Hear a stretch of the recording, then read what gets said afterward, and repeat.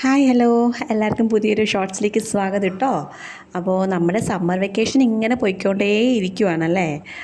നമ്മുടെ കുഞ്ഞുങ്ങൾ അവരെ പുതിയൊരു അക്കാഡമിക് ഇയറിലേക്ക് പോകേണ്ട സമയം ഇങ്ങനെ അടുത്തും വരുവാണ്. ഇനി അടുത്ത മാസമൊക്കെ സ്കൂൾ ഷോപ്പിങ്ങും കാര്യങ്ങളൊക്കെ ആയിട്ട് പോകേണ്ട സമയമാണ്. അപ്പം ഈ സമ്മർ വെക്കേഷനാണ് മിക്കവാറും ഉള്ളവർ സമ്മർ ക്ലാസ്സുകളായാലും സമ്മർ ക്യാമ്പിനൊക്കെ ആയാലും നമ്മൾ കുഞ്ഞുങ്ങളെ വിടുന്നതല്ലേ.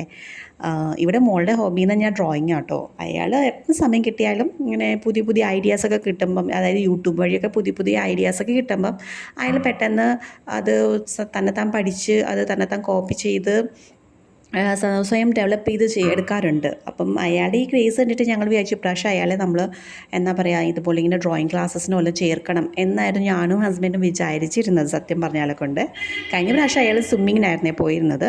അപ്പം ഞങ്ങൾ വിചാരിച്ചു ഇപ്രാവശ്യം എന്തെങ്കിലും ഫുൾ ഫ്ലെഡ്ജ്, അതായത് കഴിഞ്ഞ പ്രാവശ്യം സമ്മർ വെക്കേഷന് മാത്രമേ പോയുള്ളൂ സ്വിമ്മിങ് ക്ലാസ്സസിന്, പിന്നെ അത് അങ്ങോട്ട് കണ്ടിന്യൂ ചെയ്തില്ല. അപ്പോൾ ഇപ്രാവശ്യം അങ്ങനെ വേണ്ട, ഫുൾ ഫ്ലെഡ്ജായിട്ട് കറക്റ്റായിട്ട് ആ ഒരു മെത്തേഡ് പഠിക്കുന്ന രീതിയിൽ ഒരു ക്ലാസ്സിന് ജോയിൻ ചെയ്യിപ്പിക്കണമെന്നാണ് വിചാരിച്ചത്. എന്തെങ്കിലും അയാൾക്ക് ഇഷ്ടമുള്ള ഏത് ക്ലാസ്സാണോ അതിന് കണ്ടിന്യൂഷനായിട്ട് പോകണം, ആ രീതിയിൽ ജോയിൻ ചെയ്യിപ്പിക്കണമെന്ന് വിചാരിച്ചു. അപ്പം ഡ്രോയിങ് ആകുമ്പോഴത്തേന് യൂട്യൂബ് നോക്കി പഠിക്കുന്നതിനെക്കാട്ടിലും കൂടുതൽ ഡയറക്റ്റായിട്ട് ഒരു ടീച്ചറിൻ്റെ ഗൈഡൻസ് കിട്ടി പഠിക്കുമ്പോഴത്തേന് കുറച്ചും കൂടി ഡെവലപ്പ് ആവാമല്ലോ. ഫാസ്റ്റായിട്ടായിരിക്കും ആ ഡെവലപ്മെൻറ്റ് ഉണ്ടാകുന്നത്. അപ്പം ഇതുപോലെ ഡ്രോയിങ് ക്ലാസ്സിനോളം വിടാനായിരുന്നു ഉദ്ദേശം. പക്ഷേ അയാളോട് ചോദിച്ചപ്പം അയാൾ പറഞ്ഞു ഇപ്പം എനിക്ക് തൽക്കാലം ഡ്രോയിങ് ക്ലാസ്സിനൊന്നും പോകണ്ട, എനിക്ക് ഇതുപോലെ മാർഷൽ ആർട്സ് എന്തെങ്കിലും പഠിച്ചാൽ മതിയെന്ന്. അങ്ങനെ ഞങ്ങൾ വിചാരിച്ചു എന്നാൽ പിന്നെ കളരിക്ക് വിടാമെന്ന് വിചാരിച്ചു. അതാകുമ്പം നമ്മുടെ പണ്ടത്തെ കേരളത്തിൻ്റെ ഒരു കലാരൂപമാണല്ലോ.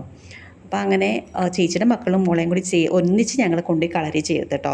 കാരണം വെച്ചാൽ ഒരുമിച്ചാകുമ്പം ഇവരങ്ങ് പൊയ്ക്കോളും. ഈ ഒറ്റയ്ക്കൊറ്റയ്ക്ക് വേറെ എവിടെയെങ്കിലുമൊക്കെ പല സ്ഥലങ്ങളിലും വിട്ട് കഴിഞ്ഞാൽ കൊണ്ട് പിന്നെ പോകാൻ മടിയായിരിക്കും. ആദ്യത്തെ ഒരു 2-3 ദിവസം ഭയങ്കര ഉത്സാഹമായിരിക്കും, പിന്നെ ഇവരെ വിട്ടന്നെ ഉണ്ടല്ലോ പോകൂല, മടിയായിരിക്കും. അപ്പോൾ ഈ 3 പേരാകുമ്പം കുഴപ്പമില്ലല്ലോ. അപ്പം ചേച്ചി ബിസി ആണെങ്കിൽ ഞാൻ കൊണ്ടാക്കും, ഞാൻ ബിസി ആണെങ്കിൽ ചേച്ചി കൊണ്ടാക്കും. അപ്പോൾ എന്തായാലും ഇവരെ ക്ലാസ്സിൽ പോക്ക് കമ്പൾസറി ആയിട്ട് നടന്നു കിട്ടും. ഇങ്ങനെ എപ്പോഴും പെൻഡിങ് ഒന്നും വരത്തില്ല. പിന്നെ നമുക്ക് എന്തെങ്കിലും എവിടെയെങ്കിലും പോകാനുണ്ടത് കൊണ്ട് പോകാൻ പറ്റാത്തത് ഇങ്ങനെ വരെങ്കിലേ ഉള്ളൂ. പക്ഷേ ഇതാകുമ്പോൾ കറക്റ്റായിട്ട് ഇവർ ക്ലാസ്സസ് നടക്കും. അതുകൊണ്ട് തന്നെ ഞങ്ങൾ 3 പേരും കൂടി ഒരുമിച്ച് അങ്ങ് ചേർത്തു.